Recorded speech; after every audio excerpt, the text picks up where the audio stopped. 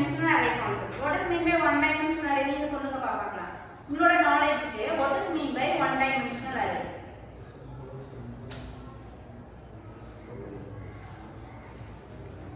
One dimensional is a single list of similar data types. Similar data items are types. Okay, similar item which is going to store in a single variable. So that is called as a one dimensional array. What is mean by two dimensional array? Two dimensional array na? So two dimensional array அப்படினு சொல்லும்போது என்ன ஞாபகம் வரும் உங்களுக்கு?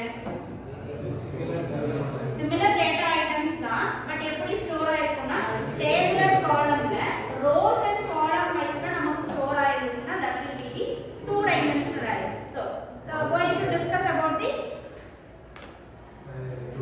various features in the one dimensional and two dimensional. So okay, over team உங்களோட perceptionல one dimensional array க்கு two dimensional array க்கு உள்ள features பத்தி டிஸ்கஸ் பண்ணலாம். Okay, let us start. நீங்க சொல்லுங்கப்பா.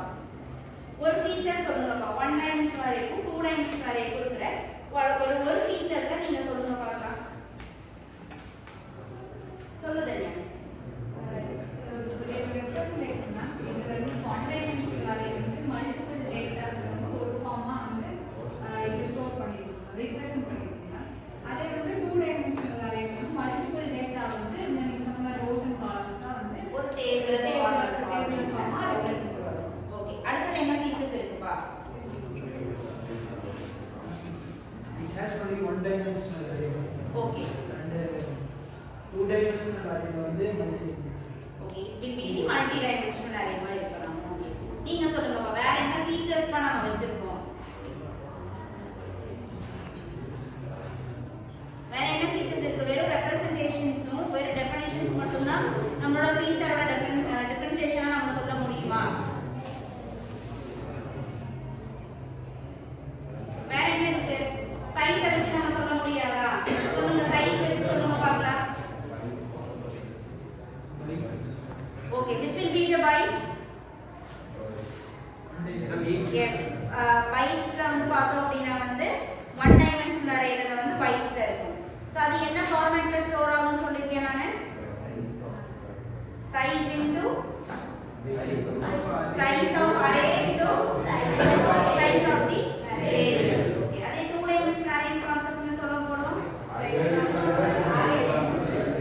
எவ்வளோ number of array visible இருக்கோ into size of the array and the second index of the first index into the second index. Okay, இப்போ for example நம்மளோட multi dimensional array ல வந்து a of 3 into 3 நாங்க கொடுத்திருந்தேன் அப்படினா வந்து going to store the 9 elements in the array. அதுல வந்து 3 into 3 அப்படினா வந்து 9 elements அதுல வந்து ஸ்டோர் ஆயிருக்கும். அது வந்து நம்ம பைட்ல கன்வர்ட் பண்ணிருக்கோம். அதுதான் வந்து சைஸை பேஸ் பண்ணி சொல்லிருக்கோம். வேற என்ன ஃபீச்சர்ஸ்லாம் இருக்கு? வேற என்னலாம் இருக்கு? பாராமீட்டர்ஸ் பத்தி சொன்னோம். பாராமீட்டர்ஸ் பத்தி சொன்னோம்னா என்ன சொல்வீங்க? one dimensional array வந்து unsize to unsize to use பண்ணுவோம். Okay, both. அதாவது நம்ம வந்து சைஸை வந்து ஸ்பெசிஃபை பண்ணணும்ங்கற நெசசிட்டி அந்த இடத்துல கிடையாது. ஆமாவா இல்லையா? இப்போ one dimensional array வந்து a of 5 is equal to 5 elements தான் கொடுக்கணும்னு கிடையாது. இந்த இடத்துல பார்த்தோம்னா a of வெறும் நம்ம empty இத கொடுத்துட்டு அதுக்குள்ள நம்ம எவ்வளவு வேல்யூஸ் வேணும்னாலும் நம்ம கொடுத்துக்கலாம். அத பேஸ் பண்ணி அதோட சைஸை நம்மளால predict பண்ண முடியும். அதுவே வந்து அஸ்யூம் பண்ண முடியும். சரி, நீங்க அத சம்மரி பண்ணுங்க பார்க்கலாம். என்னென்ன ஃபீச்சர்ஸ் எல்லாம் சொல்லிருக்காங்கங்கறத சம்மரி பண்ணுங்க பார்க்கலாம். அப்புறம் டெஃபினிஷன், அப்புறம் பாராமீட்டர், அப்புறம் சைஸ். இந்த நாலு ஃபீச்சர்ஸ் வச்சு தான் நம்ம one dimensional arrayயும் two dimensional arrayயும் பிரிக்கணும். நல்லா ஞாபகம் வச்சுக்கோங்க. ஃபீச்சர்ஸ் அப்படினு சொல்லும்போது நம்மளோட ரெப்ரசன்டேஷன்ஸ் எப்படி இருக்கு, அதோட சைஸ் வந்து எப்படி இருக்கு, அப்புறம் அதோட டைமென்ஷன் எப்படி இருக்கு. எல்லாத்துக்குமே வந்து ஒரே மாதிரி ஃபீச்சர்ஸ் தான், ஒரே மாதிரி எலிமெண்ட்ஸ் தான் நம்ம கொண்டு போய் ஸ்டோர் பண்ண போறோம். பட் ஆனா அதோட சைஸ் வந்து வேரியேஷன்ஸ் நம்ம காமிக்க முடியும். அப்புறம் ஸ்டோர் பண்ற எலிமெண்ட்ஸோட features, for example one dimensional arrayனா ஒரு சிங்கிள் லைன் மாதிரி தான் நம்ம ஸ்டோர் பண்ணி வச்சிருக்க முடியும். அதுவே வந்து two dimensional arrayவோ multi dimensional arrayவோ நம்ம போகும்போது எப்படி இருக்கும் அப்படினா வந்து rows and columns, லைக் நம்ம எக்ஸல் ஷீட்ல நம்ம படிக்கிற மாதிரி rows and columns தான் நம்மளோட டேட்டாஸ் எல்லாமே ஸ்டோர் ஆயிடும் லைக் டேபிளர் ஃபார்மேட் அப்படின்னு சொல்லியிருப்பாங்க சரியா